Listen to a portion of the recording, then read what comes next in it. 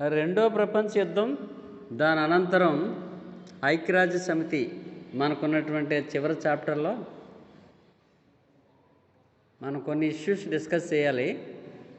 అందులో ప్రధానంగా రెండో ప్రపంచ యుద్ధం ప్రారంభం ఎప్పుడు ప్రారంభమైంది, ఒకసారి మీరు ఈ లోకంలోకి వస్తే ఈ ప్రపంచ చరిత్రలోకి డిస్కస్ చేయొచ్చు. సెకండ్ వరల్డ్ వార్ ఏ సంఘటనతో ప్రారంభమైంది? మళ్ళీ జర్మనీ పోలాండ్ పై దాడి చేయడం ప్రారంభించింది సార్. తర్వాత సెకండ్ వార్ లిస్ట్ రెండో ప్రపంచ యుద్ధం హిట్లర్ స్టార్ట్ అయింది. అంటే జర్మనీ హిట్లర్ పోలాండ్పై దాడి అని చెప్పొచ్చు. సెప్టెంబర్ 1, 1939 హిట్లర్ దాడి. పోలాండ్ మీద దాడి చేయడంతో రెండో ప్రపంచ యుద్ధం జరిగింది. తర్వాత ఫోనీ వార్ అని ఎందుకు అంటారు? Fani war, PHONEY, Fani war. Fani war అంటే ఏమిటి?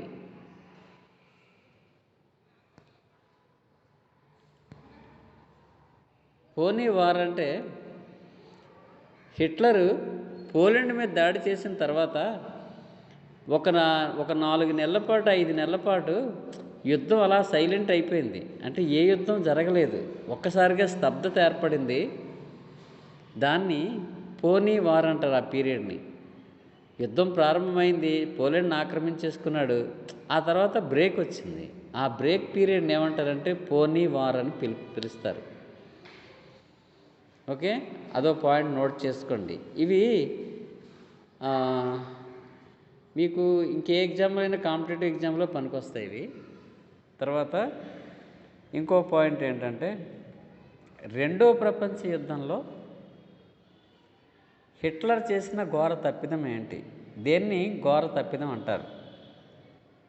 హిట్లర్ ఆ తప్పిదం చేయకుండా ఉండుంటే యుద్ధం మరోలా ఉండేది అంటారు. ఏంటి తను చేసిన తప్పిదం ఏంటి?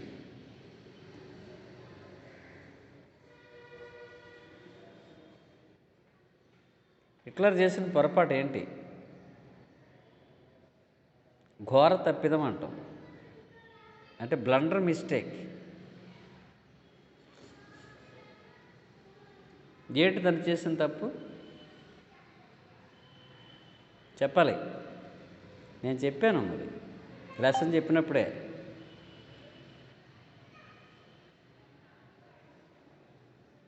ఏంటంటే 1941లో హిట్లర్ రష్యా మీద దాడి చేయడం ఘోర తప్పిదం. ఇది ఇంపార్టెంట్ పాయింట్స్ అని నేను ఏమైనా స్ట్రెస్ చేసినప్పుడు కూడా వినేసి ఊరుకుంటారు. మీరు చేస్తున్న తప్పు అదే, మీరు చేస్తున్న తప్పులు అన్నమాట ఇవి. మామూలుగా ఏదో ఆలోచించుకుంటూ వినేసి ఊరుకుంటారు, అదే అనుకుంటారు అంతే. తర్వాత మళ్ళీ 2 రోజుల తర్వాత గుర్తుండదు. పోనీ అలాంటప్పుడైనా సరే కొన్ని నోట్ చేసుకోవాలి. 1941లో హిట్లర్ రష్యా మీద దాడి చేయడం అనేది ఘోర తప్పిదం. అలాగే ఇంకొక వ్యక్తి కూడా ఇదే తప్పు చేశాడు. రష్యా మీద దాడి చేయడంతో ఓటమి నెరిగిన వీరుడైనటువంటి ఒక వ్యక్తి పతనానికి కారణమైంది. ఆ వ్యక్తి పేరు చెప్పగలరా?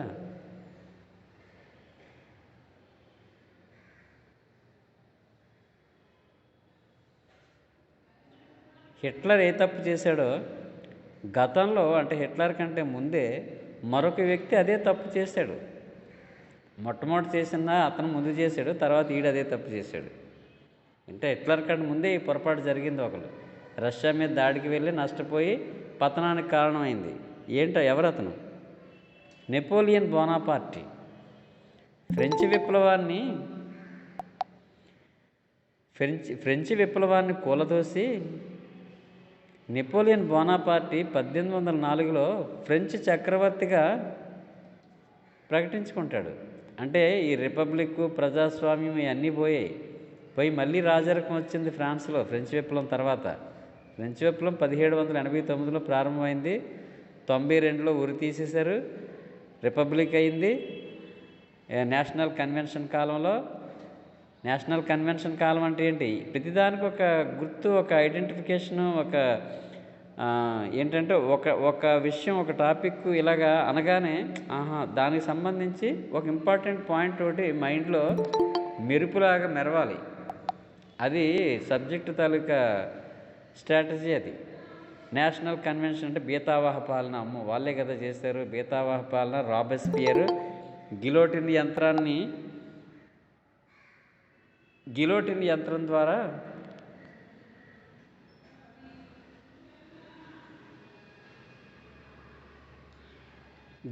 యంత్రం ద్వారా అనేక మందిని ఉరి తీసేయడం జరిగింది. అందులో 16 లూయి, అతని భార్య మేరీ అంతోనెత్తు అందరినీ ఉరి తీసేయడం జరిగింది కదా.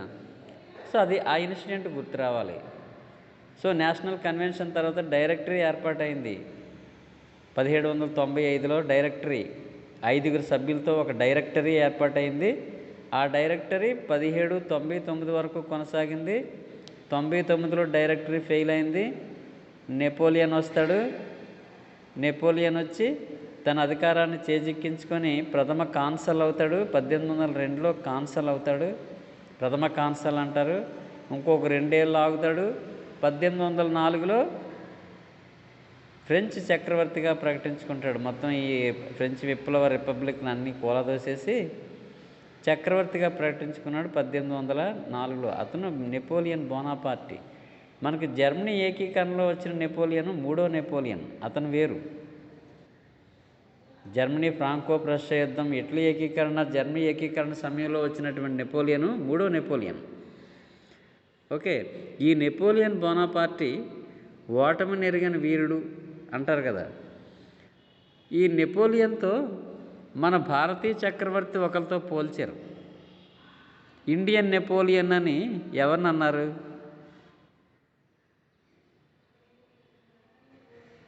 ఇండియన్ నెపోలియన్ అని విఎస్ స్మిత్ ఒక రాజుని, ఒక చక్రవర్తిని వర్ణిస్తాడు.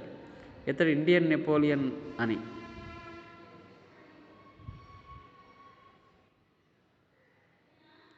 విఎస్ స్మిత్ అనేవాడు ఒక ప్రముఖ చరిత్ర రచనాకారుడు.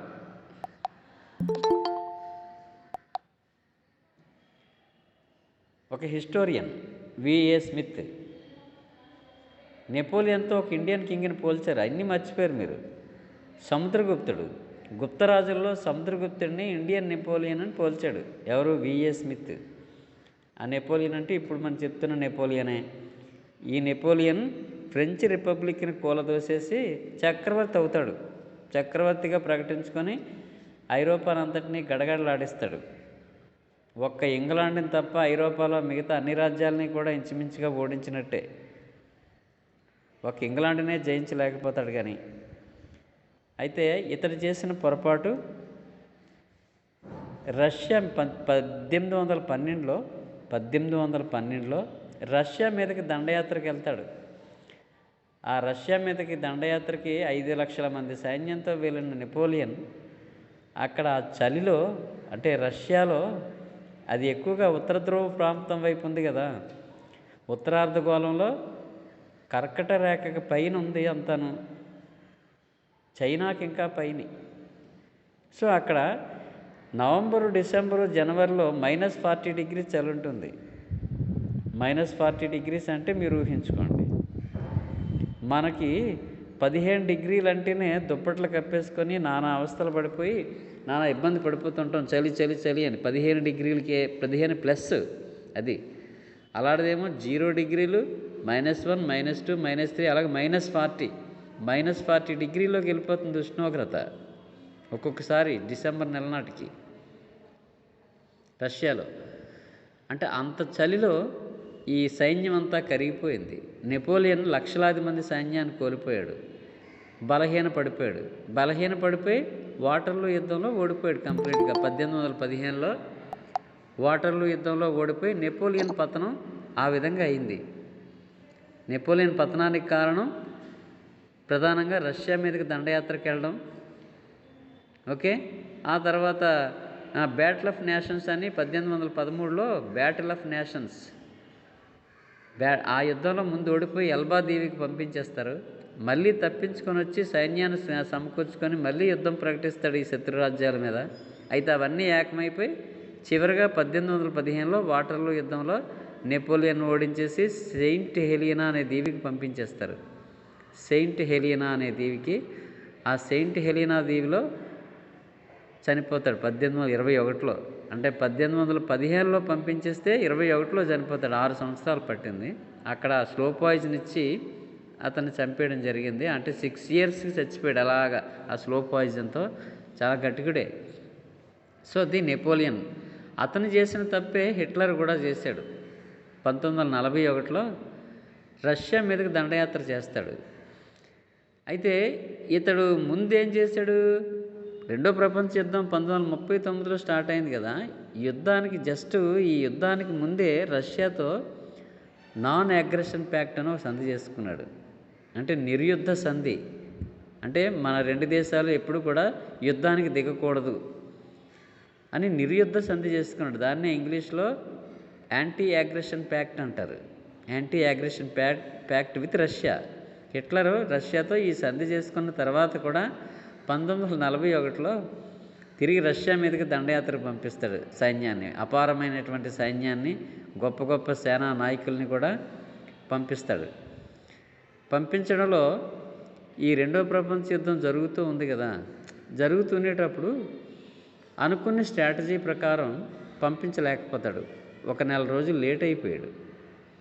అంటే పంపించే సమయంలో హిట్లర్ తాలూకు సైన్యం వేరొక దగ్గర చిక్కుడిపోవడం వల్ల ఆ సైన్యం వచ్చే వరకు కొంచెం లేట్ అయిపోయింది ప్రయాణం. అంటే వీళ్ళ స్ట్రాటజీ వేరు. చలికాలం వచ్చేలోపునే రష్యాను ఆక్రమించి తిరిగి వచ్చేయాలి సైన్యం. అది స్ట్రాటజీ. అర్థమైందే? ఏంటో స్ట్రాటజీ హిట్లర్ది? చలికాలం ఎంటర్ అయ్యే లోపునే రష్యాని ఆక్రమించేసి సైన్యం మళ్ళీ వెనుదిరగాలి. అది ప్లాను.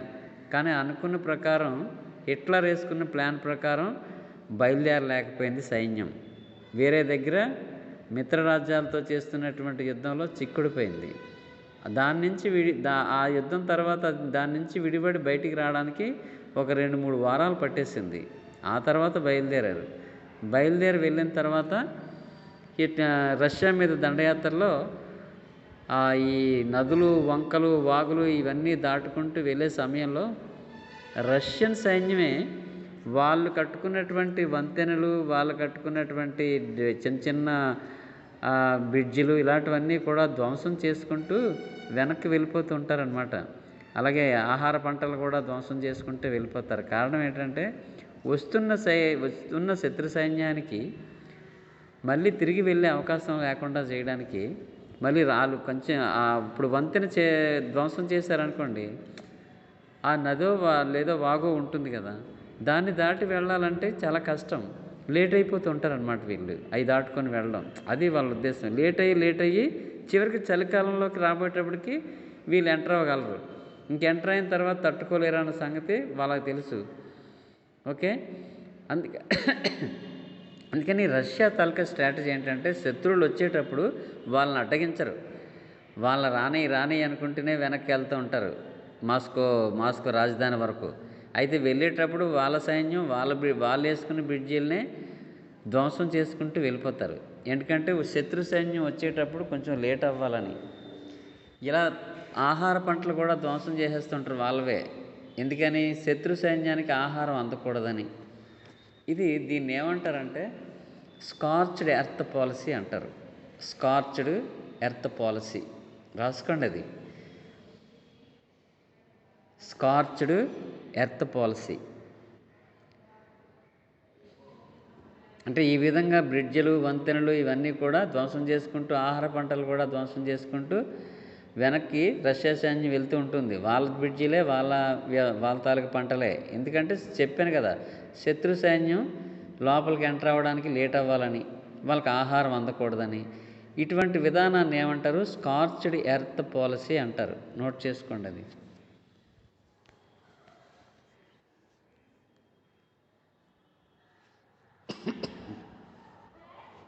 స్కార్చ్డ్ earth policy.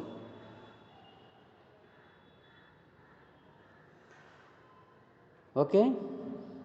అయితే ఈ క్రమంలో జర్మనీ సైన్యం ఇంకా వెళ్ళడంలో మరింత లేట్ అయింది. ఈ బ్రిడ్జిలు అవి ధ్వంసం చేయడం వల్ల వీళ్ళ కమ్యూనికేషన్ కష్టమైంది. అలాగా నదులు, వంకలు దాటుకుంటూ అక్కడికి వెళ్ళబోయేటోడికి పూర్తిగా చలికాలం వచ్చేసింది. దాంతో హిట్లర్ స్ట్రాటజీ దెబ్బతిన్నది. ఎందుకంటే వీళ్ళు ఆ చలిని తట్టుకునే దుస్తులు కూడా పట్టుకెళ్ళలేదు. వీళ్ళ ప్లాన్ ప్రకారం ఏంటంటే చలికాలం ఎంటర్ అయ్యే లోపునే వచ్చేయాలి మళ్ళీ వెనక్కి రష్యాను ఆక్రమించేసి. అది వాళ్ళ ప్లాను. కానీ వీళ్ళు వెళ్ళబోయేటప్పటికి చలికాలం పూర్తిగా వచ్చేసింది. వీళ్ళు డ్రెస్సులు కూడా సరైన డ్రెస్సులు ఎక్విప్మెంట్ తీసుకెళ్ళలేదు. ఆహార దినుసులు కూడా దొరకట్లేదు. అందువల్ల ఆ చలిలో ఆకలితోటి చలితోటి సిక్కి శల్యమైపోయి చాలామంది లక్షల మంది చనిపోయారు. దాంతో హిట్లర్ బలహీనపడిపోయాడు. హిట్లర్ సైన్యం తాలూకా బలం తగ్గిపోయింది. అక్కడ 70,000 మంది సైన్యంతో అంటే ప్రాణాలతో మిగిలిన 70,000 మంది సైన్యంతో అక్కడ జర్మన్ సేనానాయకుడు లొంగిపోతాడు. దాంతో హిట్లర్ ఓటమి అక్కడి నుంచి ప్రారంభమైందనమాట. ఓకే, ఇది ఒక ముఖ్య సంఘటన. రెండవ ప్రపంచ యుద్ధ కాలంలో రష్యా మీదకి హిట్లర్ దాడి అనేది ఆడు చేసిన గొప్ప తప్పిదం. దానివల్ల తర్వాత అతని పతనానికి కారణమైంది. అక్కడ నెపోలియన్ కూడా అదే పని చేసి సైన్యాన్ని కోల్పోయి బలహీనపడిపోయి వాటర్లో యుద్ధంలో ఓడిపోయాడని ఇందాక చెప్పాను కదా. సో అదే తప్పు వీడు చేశాడు హిట్లర్. సో రెండో ప్రపంచ యుద్ధంలో మరొక ముఖ్య సంఘటన చెప్పుకోదగింది, ఫేమస్ ఇంకో సంఘటన ఏంటంటే 1940 జర్మనీ లండన్పై దాడి లేదా ఇంగ్లాండ్పై దాడి. అదొక ముఖ్య సంఘటన. అది కూడా నోట్ చేసుకోండి.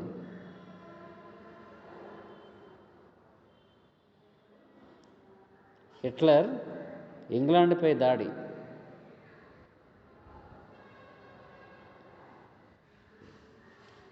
దీన్ని లండన్ వార్ అంటారు. London war.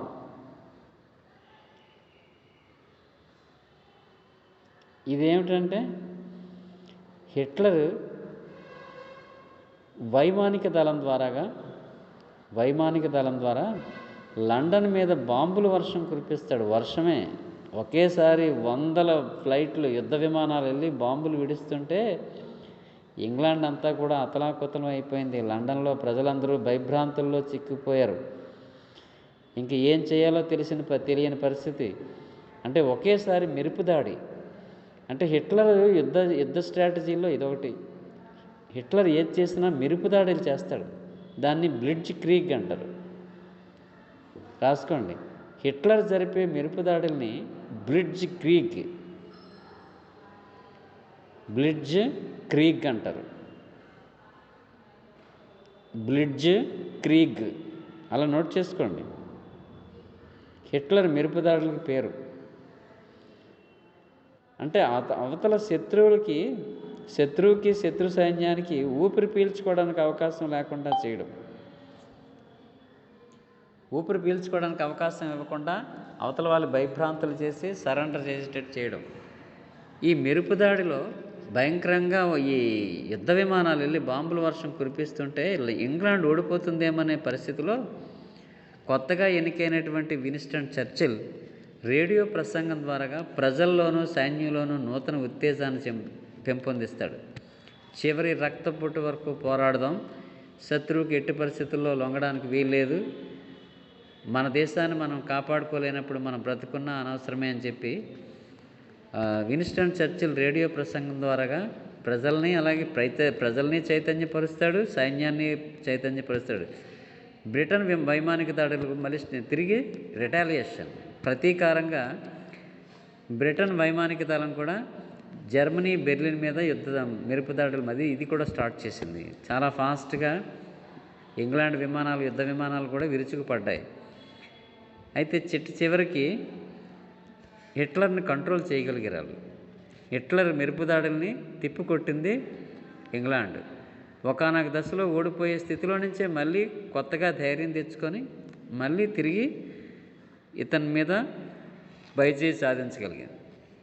ఏదో బాహుబలి సినిమాలో బాహుబలి సైన్యానికి ఉత్తేజం పరిచినట్టు ఇక్కడ విన్స్టన్ చర్చిల్ కూడా సైన్యానికి ఉత్తేజపరిచి వాళ్ళలో నూతన ఉత్సాహాన్ని నింపి తిరిగి మళ్ళీ జర్మనీ మీద దాడులకి ప్రోత్సహిస్తాడు.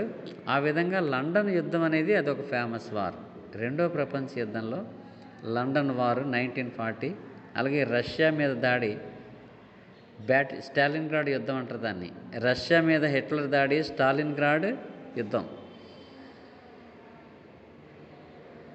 స్టాలిన్గ్రాడ్ యుద్ధం. అంటే పెట్రోగ్రాడే లెనిన్గ్రాడ్, స్టాలిన్గ్రాడ్ అని పేర్లు మార్చేశారు తర్వాత. సో ఇదొక ముఖ్య సంఘటన. అలాగే హిట్లర్ ఫ్రాన్స్ని ఆక్రమించేస్తాడు స్టార్టింగ్లోనే. 1939 ఎండింగ్ కల్లా ఫ్రాన్స్ని ఆక్రమించేయడం అదొక ముఖ్య సంఘటన. తర్వాత అక్కడ విచీ గవర్నమెంట్ అని ఒక తాత్కాలిక కీలుబొమ్మ ప్రభుత్వాన్ని ఏర్పాటు చేస్తాడు హిట్లర్. దాన్ని విచీ గవర్నమెంట్ అని అంటారు. దాన్ని విచీ గవర్నమెంట్. అదొక సంఘటన రెండవ ప్రపంచ యుద్ధంలో. మరొక చెప్పుకోదగిన ముఖ్య సంఘటన అమెరికా రెండవ ప్రపంచ యుద్ధంలో మిత్ర దేశాల వైపు చేరడం.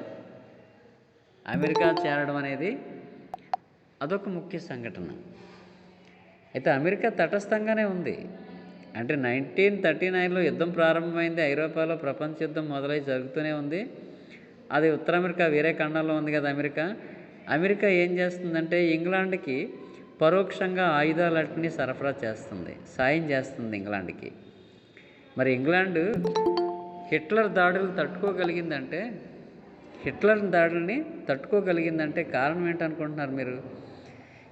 అమెరికా ఇంగ్లాండ్కి పరోక్షంగా ఆయుధాలు సప్లై చేస్తూనే ఉంది. ఆహార దినుసులు, ఆయుధాలు, తర్వాత కొన్ని రకాల వస్త్రాలు, రకరకాలుగా సైన్యానికి యుద్ధ సమయంలో సైన్యానికి అవసరమయ్యేవన్నీ కూడా సప్లై చేస్తూనే ఉంది ఒక పక్క ఇంగ్లాండ్కి అమెరికా. సో ఎందుకు ఇలా సరఫరా చేస్తుంది? ఎందుకు ఇంతలాగా ఇంగ్లాండ్కే సాయం చేస్తుంది అమెరికా? చెప్పగలరు ఎవరైనా ఊహించి? అమెరికా ఇంగ్లాండ్కి ఎందుకు అంత సాయం చేస్తుంది, మిగతా దేశాలకి అంతగా చేయలేదు? కారణం ఏంటి చెప్పండి? ఇంగ్లాండు సంపద కలిగిన దేశం. ఇంగ్లాండ్ సంపద కలిగిన దేశమా? అవును సార్. సంపద కలిగిన దేశం అయితే దానికి ఎందుకు ఇవ్వడం సాయం? అంటే తను కూడా తనతో కలిసి అది వ్యాపారం చేయాలని, తద్వారా ఆర్థికంగా సార్. ఓకే, ఇంకెవరైనా? ఇంగ్లాండ్ వాళ్ళే అమెరికా వచ్చి సెటిల్ అయ్యారు సార్. వెరీ గుడ్, ఆ పాయింట్ గురించి ఎదురు చూస్తున్నాను. మనం అమెరికా విప్లవంలో మనం ఏం చదువుకున్నాము? ఫిఫ్త్ సెమ్లో మీరు అమెరికా విప్లవం చాప్టర్ అదే. కొలంబస్ అమెరికా ఖండాన్ని కనుగొన్న తర్వాత ఇక్కడ ఇంగ్లాండ్ నుంచి ఈ అంటే క్యాథలిక్ మతాన్ని వ్యతిరేకించిన వాళ్ళని ప్యూరిటాన్స్ అంటారు. ఈ క్యాథలిక్ మతాన్ని వ్యతిరేకించిన వాళ్ళందరినీ టార్చర్ పెట్టడం మొదలుపెట్టాడు అక్కడ ఇంగ్లాండ్ రాజు. వాళ్ళందరినీ టార్చర్ పెట్టడంతో వాళ్ళ బాధలు భరించలేక అట్లాంటిక్ సముద్రాన్ని దాటి యువతల ఉత్తర అమెరికా ఖండంలో 13 వలసలు ఏర్పాటు చేసుకున్నారు. ఇంగ్లాండ్ నుంచి జనాలు వచ్చేసి 13 వలసలు ఏర్పాటు చేసుకున్నారు. ఎక్కడ? అట్లాంటిక్ సముద్ర తీరం వెంబడి. ఓకే, వీళ్ళే ఈ వలసలే మళ్ళీ జార్జ్ వాషింగ్టన్ నాయకత్వంలో ఇంగ్లాండ్ని ఓడించి అమెరికాకి స్వాతంత్రం తెచ్చుకున్నారు వాళ్ళు. అంటే 13 వలసలు ఏర్పాటు చేసుకున్నారు. వాళ్ళ మానాన్ని బ్రతుకుతున్నారంటే వదలలేదు ఇంగ్లాండ్. వాళ్ళ మీద పెత్తనం చేస్తూ వాటిని ఇప్పుడు మన భారతదేశాన్ని ఇంగ్లాండ్ ఎలాగైతే పరిపాలించిందో 1947 వరకు, వాళ్ళని కూడా 1776 వరకు మనల్ని ఎలా దోచుకుందో ఇంగ్లాండ్, వాళ్ళని కూడా ఆ 13 వలసలని కూడా అలాగే హింసించింది. అక్కడ వనరులన్నీ పట్టుకెళ్ళిపోవడం, ఇంగ్లాండ్కి అనుకూలంగానే వ్యాపారం చేయమని వాళ్ళ మీద ఒత్తిడి తేయడం, అక్కడ గవర్నర్లు అందరినీ కూడా ఇంగ్లాండ్ పార్లమెంట్ని అపాయింట్ చేయడం, ఇంగ్లాండ్లో చేసే చట్టాలే అక్కడ ఇంప్లిమెంట్ చేయడం. ఇది వలస ఆర్థిక విధానం. వాళ్ళ మీద ఈ పెత్తనం వాళ్ళు సహించలేక 1776లో అమెరికా విప్లవం వచ్చింది. విప్లవం ఏంటి? వలసలో ఉన్నటువంటి 13 వలసల్లో ఉన్న వాళ్ళందరూ కూడా ఒక సైన్యాన్ని ఏర్పాటు చేసుకొని దానికి సైన్యాధ్యక్షుడిగా జార్జ్ వాషింగ్టన్ నియమించి ఇంగ్లాండ్తో యుద్ధానికి దిగారు. అప్పుడు ఇంగ్లాండ్ సైన్యం తరపున పోరాటం చేసిన నాయకుడు ఎవడంటే వాళ్ళ head of the army Cornwallis. మనకి ఇక్కడికి వస్తారు కదా, శాశ్వత భూమి శిస్తు విధానాన్ని ప్రవేశపెట్టాడు ఇండియాలో కార్న్వాలిస్, గవర్నర్ జనరల్గా వచ్చాడు కదా. ఆ కార్న్వాలిసే అక్కడ అమెరికా స్వతంత్ర యుద్ధంలో ఇంగ్లాండ్ ఆర్మీకి నాయకుడు. ఈ కార్న్వాలిస్కి జార్జ్ వాషింగ్టన్కి మధ్య, అంటే వాళ్ళ సైన్యానికి వీళ్ళ సైన్యానికి మధ్య అమెరికా స్వతంత్ర యుద్ధం జరిగింది. ఆ యుద్ధంలో కార్న్వాలిస్ సైన్యం ఓడిపోతారు. అంటే వలస రాజ్యాల చేతిలో ఇంగ్లాండ్ ఓడిపోయింది. ఇంగ్లాండ్ సైన్యానికి ఎవరు హెడ్? కార్న్వాలిస్. వలసల సైన్యానికి అధ్యక్షుడు ఎవరు? George Washington. ఓకే, అతని పేరు మీదే ఇక్కడ వాషింగ్టన్ నగరం, ఇంగ్లాండ్ రాజధాని వాషింగ్టన్ ఉంది కదా, ఆ వాషింగ్టన్ పేరు ఎలా పెట్టారు, ఎందుకు పెట్టారు? స్వతంత్ర యుద్ధంలో జార్జ్ వాషింగ్టన్ విజయానికి గుర్తుగా అతని పేరు మీద వాషింగ్టన్ పేరు.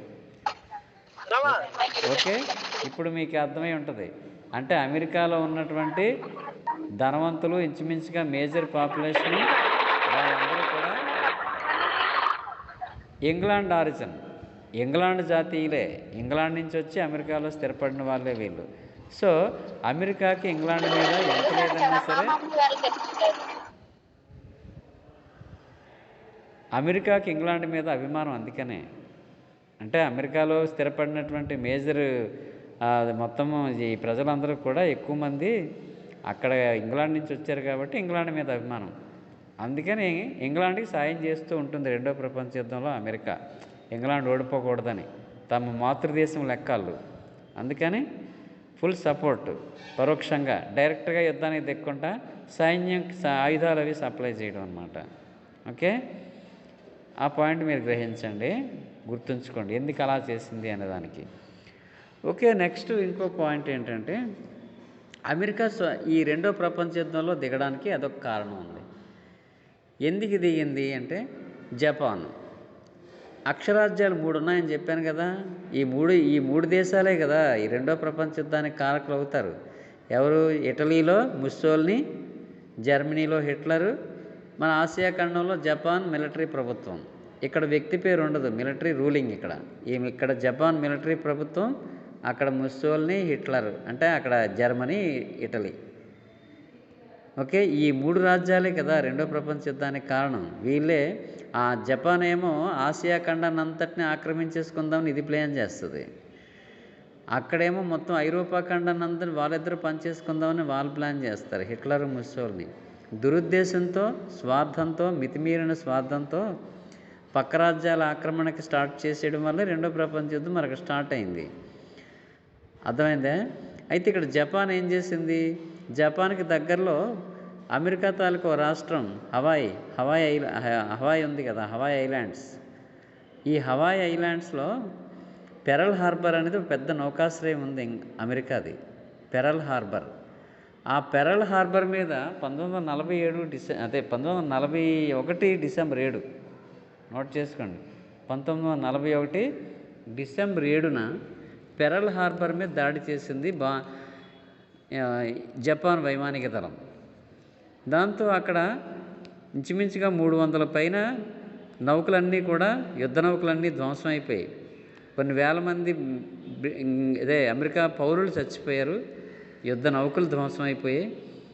ఇది ఎటువంటి ముందస్తు హెచ్చరిక లేకుండా కవ్వింపు చర్యగా జపాన్ దాడి చేయడం అనేది జపాన్ చేసిన ఘోర తప్పిదమే. మరి జపాన్ అలా దాడి చేయకుండా ఉంటే అమెరికా డైరెక్ట్గా యుద్ధంలో దిగేది కాదేమో. జపాన్ పెరల్ హార్బర్ మీద దాడి చేయడం, అమెరికా ఏమో యుద్ధంలో దిగడం, దాంతో ఇంక మొదలైందనమాట. ఏదో చెప్తారు కదా, మనం ఏదో సినిమాలో చూసాం, ఇది బాద్షా ఎంటర్ అయితే వార్ 1 సైడ్ అని మీరు వినే ఉంటారు బాగా. ఇది మన సినిమా బాద్షా సినిమాలో. సో అమెరికా ఎంటర్ అయింది, వార్ 1 సైడ్ అయిపోయింది. అమెరికా ఎప్పుడైతే బ్రిటన్, ఫ్రాన్స్ వైపు దిగిందో వీళ్ళ బలం మరింత పెరిగిపోయింది, వీళ్ళ పతనం ప్రారంభమైపోయింది. ఇది హిట్లర్, ముస్సోల్ని, జపాన్ తాలూకా పతనం ప్రారంభమైపోయింది. ఆ విధంగా అమెరికా రెండో ప్రపంచ యుద్ధంలో దిగడం అనేది ఒక ముఖ్య సంఘటన. అంటే సెకండ్ వరల్డ్ వార్లో టర్నింగ్ పాయింట్స్ అన్నమాట ఇవన్నీ. హిట్లర్ రష్యా మీద దాడి ఒక టర్నింగ్ పాయింట్, అమెరికా రెండో ప్రపంచ యుద్ధంలో డైరెక్ట్గా దిగడం ఒక టర్నింగ్ పాయింట్. దానికి కారణం పెరల్ హార్బర్ మీద దాడి. తర్వాత ఇంకొక టర్నింగ్ పాయింట్ ఉంది కదా, ఇంకో టర్నింగ్ పాయింట్ ఏంటది? హిట్లర్ 1945 మే మ్, మే కాదు, ఏప్రిల్ 28, 29 డేట్లో, ఏప్రిల్ 1945, ఏప్రిల్ 28, 29 ఆ డేట్లో ఇంకా జర్మనీ ఓడిపోయింది. రష్యా రెడ్ ఆర్మీ వచ్చి బెర్లిన్ ఆక్రమించేసింది. ఇంకా పూర్తిగా జర్మనీ ఓటమి దిశగా వెళ్తుంది. ఎట్టి పరిస్థితుల్లోనూ ఇంకా ఓడిపోక తప్పదు. ఈ పరిస్థితుల్లో హిట్లరు, అతని మంత్రిమండలి, వాళ్ళ ఫ్యామిలీ అందరూ కలిపి బంకర్లో ఆత్మహత్య చేసేసుకున్నారు. సూసైడ్ చేసుకున్నాడు హిట్లర్ అండర్ గ్రౌండ్లో. సో జర్మనీని ఇంకా జర్మనీ ఓటమి కంప్లీట్గా కన్ఫామ్ అయిపోయింది కదా. ఇంకా అయిపోయినప్పుడు ఇంగ్లాండు, ఫ్రాన్సు, రష్యా, అమెరికా ఈ 4 జర్మనీని ఆక్రమించాయి. ఈ జర్మనీని ఆక్రమించినప్పుడు తూర్పు జర్మనీ ప్రాంతం అంతా కూడా రష్యా అధీనంలోకి వెళ్ళింది. అంటే తన వైపు రష్యా భూభాగం వైపు ఉన్నటువంటి తూర్పు జర్మనీ భాగం అంతా రష్యా అధీనంలోకి వెళ్ళిపోయింది. ఈ పడమటి దిక్కున ఉన్నటువంటి జర్మనీ అంతా కూడా ఇంగ్లాండు, ఫ్రాన్సు, అమెరికా ఈ 3 ఆక్రమించుకున్నాయి. అంటే జర్మనీని 4 రాజ్యాలు ఆక్రమించుకున్నాయి. అందులో తూర్పు ప్రాంతం అంతా రష్యా, పశ్చిమ ప్రాంతం 3 దేశాలు ఇంగ్లాండ్, ఫ్రాన్స్, అమెరికా.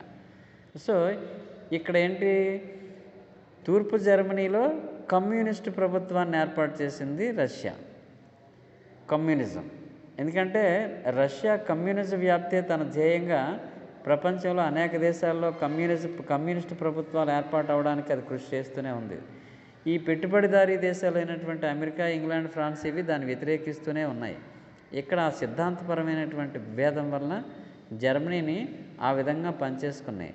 ఆ తర్వాత బెర్లిన్ దిగ్బంధం, రష్యా బెర్లిన్ని దిగ్బంధం చేసింది. ఎవరు కూడా ఎంటర్ అవ్వకూడదు, పశ్చిమ ప్రాంతం నుంచి ఎవరు కూడా అటు రావడానికి వీలు లేకుండాను ఆ బెర్లిన్ దిగ్బంధం జరిగింది. ఈ 3 ఆక్రమించుకున్నాయి. సో ఇదొక ముఖ్య సంఘటన. ఇది రెండో ప్రపంచ యుద్ధంలో జర్మనీని ఈ 4 రాజ్యాలు ఆక్రమించడం అనేది ఒక ముఖ్య సంఘటన. సో మరొక ముఖ్య సంఘటన ఉంది రెండో ప్రపంచ యుద్ధంలో. ఏంటంటే అది అమెరికా హిరోషిమా నాగసాకిపై అణుబాంబు వేయడం. హిరోషిమా నాగసాకిపై అణుబాంబు వేయడం అనేది ఒక ముఖ్య సంఘటన. ముఖ్యమేంటి, చాలా ముఖ్య సంఘటన. ఇక్కడ ఆసియా పసిఫిక్ రంగంలో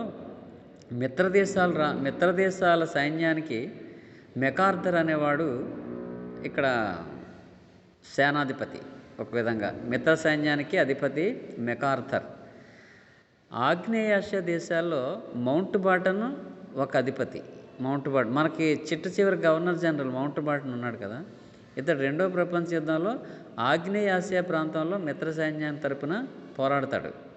అక్కడ సైన్యాధిపతిగా మౌంట్ బాటన్. మొత్తం సైన్యానికి మెకార్థర్ అనేవాడు నాయకుడు అక్కడ. సో అది గుర్తుంచుకోండి పాయింట్స్. సరే, అక్కడ హిట్లర్ ఓడిపోయాడు, జర్మనీ లొంగిపోయింది.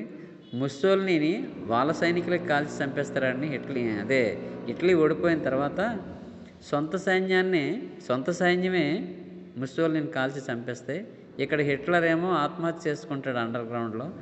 సో అటు ఇటలీ పూర్తిగా సరెండర్ అయిపోయింది, జర్మనీ సరెండర్ అయిపోయింది.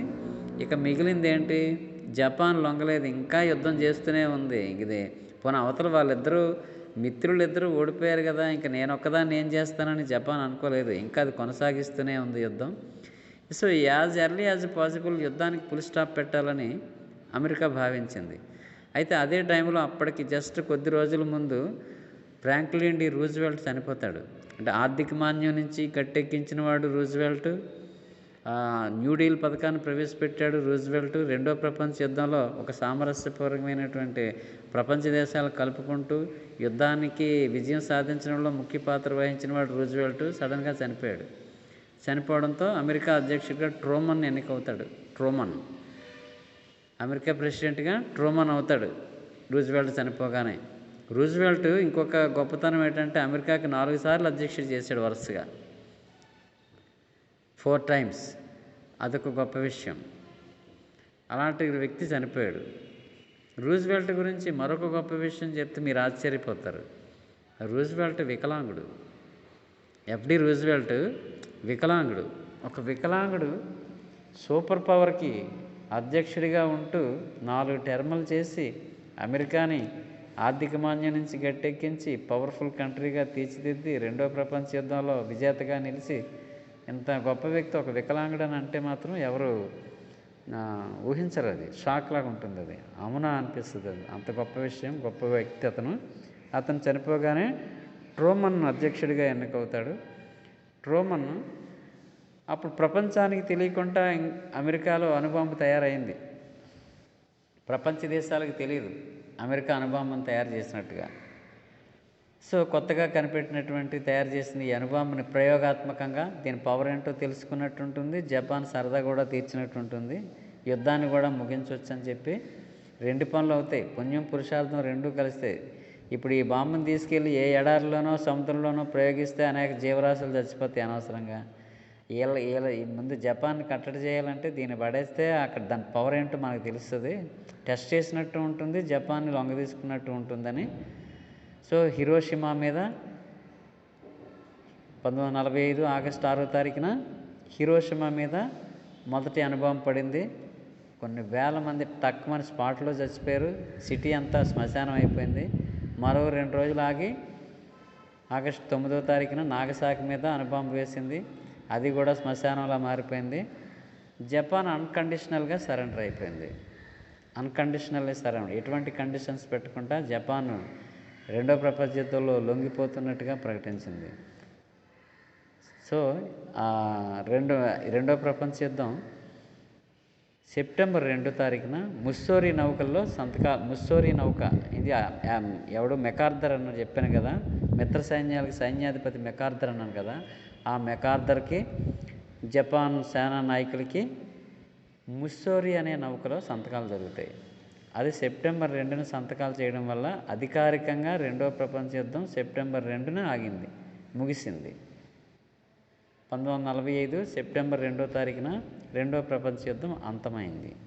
ఓకే, డేట్ కూడా కొన్ని సందర్భాల్లో అడిగారు కొన్ని ఎగ్జామ్స్లో.